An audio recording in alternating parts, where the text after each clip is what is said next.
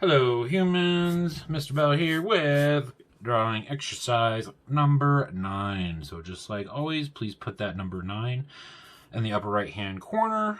Today will be October 2nd. So please put that, and today we are going to draw another hand figure drawing using that same technique that we were with the sausage finger hand, but this time it will be a karate chop, Karate, karate chop, C-H-O-P, karate chop. Okay, so basically we're thinking about drawing our hand from a different angle, kind of using that same technique. Being mindful that this finger, my pointer finger, is going to cover my middle finger, which is going to cover my ring finger, which is going to cover my pinky, which we're really not going to essentially see the pinky or the ring finger, and we're just going to see the tip of your middle finger, and we'll see your full pointer finger, and then we'll see your thumb as well. We're going to kind of use that same technique, thinking turkey hands, only this time it is karate chop.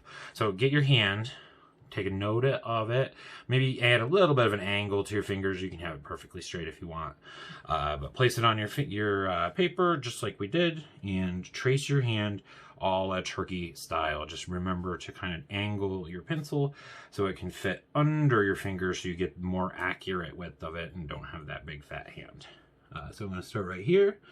I'm going to go all the way around my hand.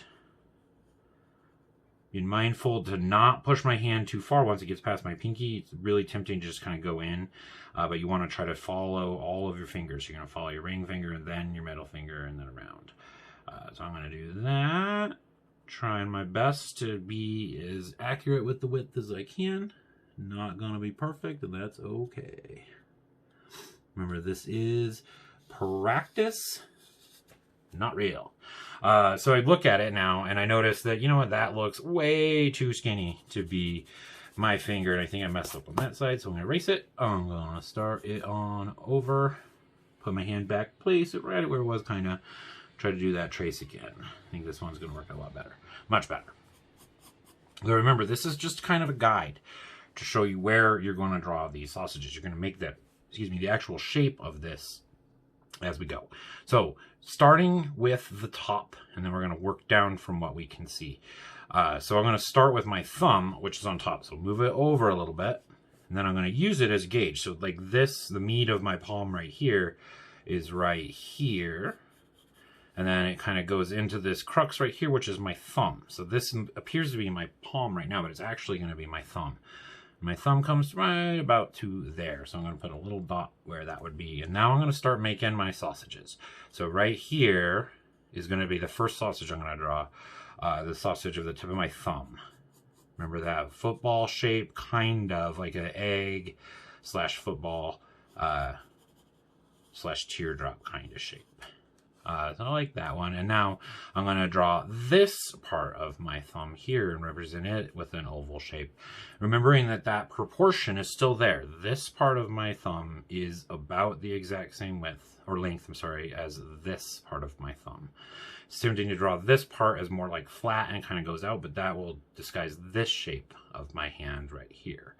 So I'm going to draw this one right here, and it comes down to right about there, which makes me think this one's a little long. So I'm going to overlap it to right around there. I think that looks pretty good.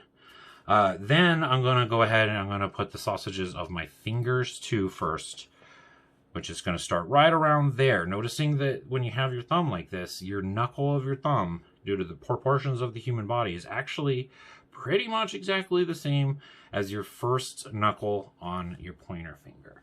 So I am going to be mindful to start that, and I think that would be right around here where the tip of my thumb ends, so that's perfect. I'm going to do this sausage right there. And as I do this, I'm going to be mindful that about this much of my middle finger, so right around there, that'll be a new sausage. This is going to be, my pointer finger ends right around there. So I'm going to be mindful as I draw these proportions of these little sausages I'm drawing for it there. Then I'm going to go ahead and do my last one on my pointer finger right around there. So now that I can tell is going to be kind of like the bump in my finger when I bend it is going to be easily represented here when we start actually like fleshing these out and trying to make them look a lot more realistic. Then I'm going to go ahead and finish this sausage for my middle finger. I'm going to give a little hint to where it is right there, but that's something I would definitely want to erase as we go forward. Then I'm going to look at my hand now. This is the hard part of this. This is going to be my thumb. I know where that is.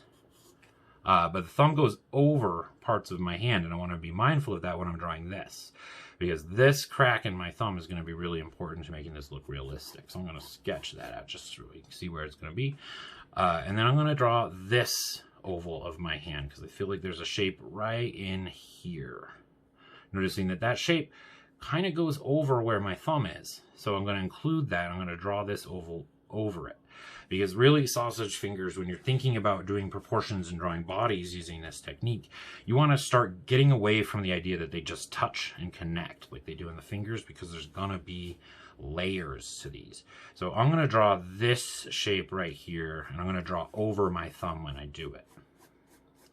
That way I can tell when I start to flesh this out where to stop with my shadows and how these shapes actually work.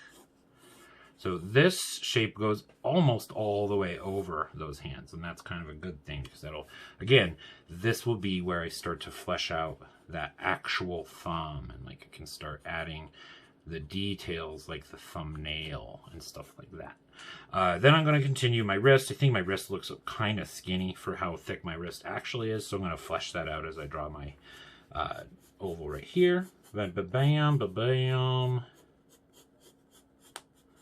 Ba-ba-bam. I have pretty well fleshed out sausage finger style karate chop of a hand. So then we'll deal with these types of things like this crack and these little creases in our fingers and stuff later on when we kind of finish a fleshed out hand. But I think this one is pretty stinking good. That's all you really need to do for this activity. And then we're going to move on next to the human form, and using this same technique to draw human legs and human arms and stuff like that. Notice that these are about the same length, and maybe this can be his little foot. Your foot is almost always exactly half the size of your leg.